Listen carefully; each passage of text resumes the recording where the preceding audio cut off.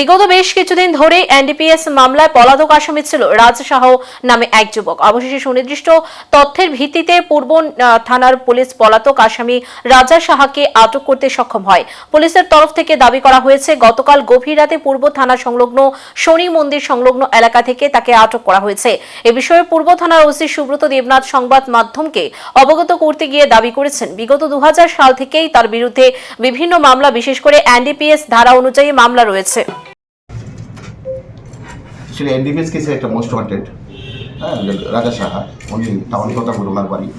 উনি বেশ কয়েকটি থানাতে, আমাদের থানাতে ওয়ান্টেড এবং আমতলী থানাতেও রিসেন্ট যে 90,000 ইয়াবা ট্যাবলেট হয়েছিল 2025-এর অগস্ট মাসে, তখন থেকে সে পলাতক ছিল।